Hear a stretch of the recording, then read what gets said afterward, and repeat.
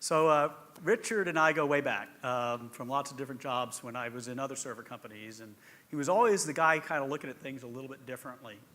And so when I switched over to Calxeda about a year ago, we got on the phone, and he started giving me kind of his thesis of what's happening, what could happen.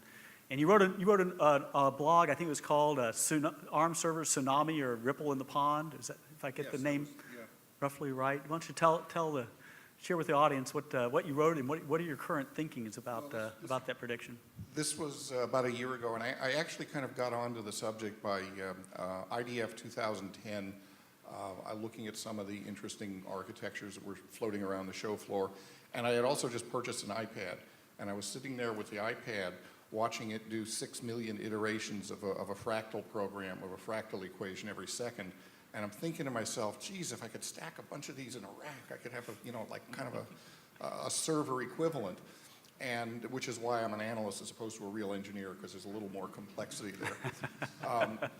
But between those things, I sort of started thinking about what would a new server look like. And I called up Karl and wanted to bounce this idea off him that, gee, ARM, I knew he was working at what was then Smoothstone. And I bounced the idea off him of servers with integrated fabrics and factoring out common overhead elements like BIOS and I/O controllers and network and so forth. And he just kind of nodded his head over the phone and said, well, that's kind of interesting. We ought to talk sometime. And it sort of evolved from there. And I published a research note on them. My kind of conclusion was that I could easily see getting at least 5x the performance per watt, making some reasonable assumptions about architecture and performance per core versus what was then current in the market.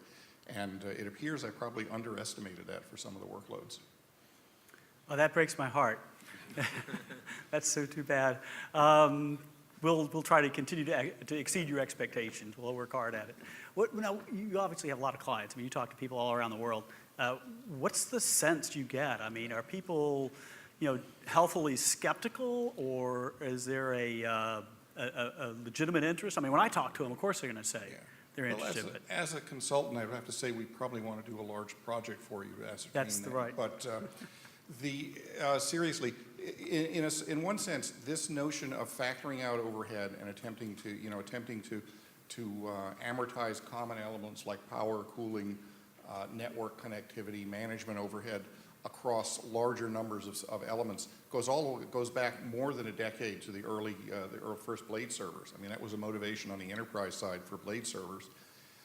But at the time, there was no alternative really to an x86 architecture. And there's this immense code base, but that was really the same motivation: lower OpEx, both in terms of labor costs and power costs, reduced footprint, and several successive generations of data center refreshes have been avoided by a lot of large customers by successively refreshing servers and introducing blade servers.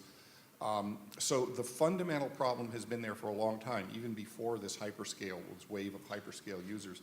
This wave of Web 2.0 hyperscale data center, as Karl said in his earlier presentation, it magnifies it. So fundamentally, the pump is primed for a solution that will deliver these kind of benefits. The barriers have always been, who am I going to buy it from? Am I going to buy this from from 17 people in a rented trailer park in Texas, or am I going to buy this from the world's largest server vendor? So there's a credibility issue on the vendor side that had to be addressed. There is the big elephant in the room of software compatibility, and the fact that this technology is initially going to be addressed mostly to people that own their own code. That is not as much of an issue. And then you have things like Canonical, a well-known Linux distribution supporting this as a standard product. So you've got all the elements together. So finally, to answer your question, does anybody care in the enterprise space? I've had the opportunity to poll small groups of people over the last year because it's a topic that interests me, so I keep asking people. And I would guess, on average, talking to large enterprise customers, not necessarily the giant web people, but these are top-tier enterprises. About a third of the people in any group I would talk to would indicate they were willing to try a non-x86 architecture for a critical server platform. And interestingly enough, when I would then say, well, what are the barriers? What has to be there to convince you? In the top three things that I always hear are, number one, I've got to be able to buy it from a credible supplier.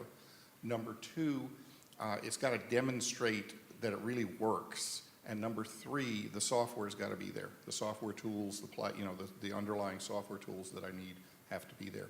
And if those three things happen, I get a feel that this could, it's not going to become the dominant modality in the enterprise data center. But I think that as large enterprises begin to grow, I mean, how long has it been since you've heard anybody talk about the enterprise cloud? Like about 5 minutes. Everybody in the world is thinking about cloud environments. So as large enterprises begin to acquire some of the same infrastructure characteristics as these cloud providers and the Web 2.0 companies, they will be interested in the same kind of platforms. So I think there are legs. Now, to your original question, is it a ripple or a tsunami? It's definitely going to be more than a ripple, especially in this emerging high-growth segment. I think it's going to carve off a chunk of one of the more rapidly growing segments. If it's a tsunami, it depends on whether, how big a tsunami. It's not going to overwhelm the world, but it's certainly going to get more than the soles of people's feet wet. How's that for a tricky That was a I good like that. answer. So what I'm hearing is it's a big enough way we can ride it. Yes. We can ride that way. Yes. That sounds good. I'll remember that visual there. That's good. That's good. Paul, if you don't mind, I'm going to ask you one more question. As the largest server company in the world, you have tremendous wealth of expertise in your team. You have tremendous wealth of information about what's available in the marketplace. What was it that you saw in the Calxeda solution that really kind of got your attention and said, this might be the right answer for us? Well, I guess I'd say that you guys got the difference between just providing a low-power server and providing a server solution.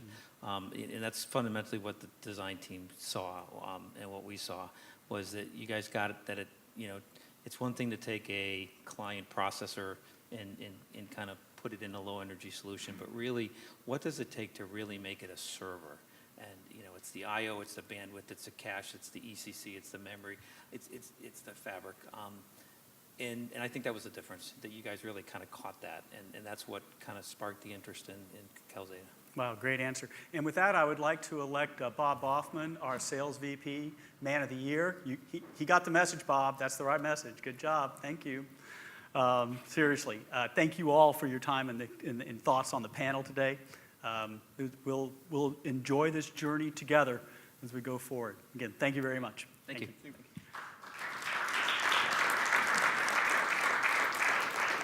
So with that, we draw to a close. I'd like to invite Barry to come back on stage and say a few closing words. Thank you.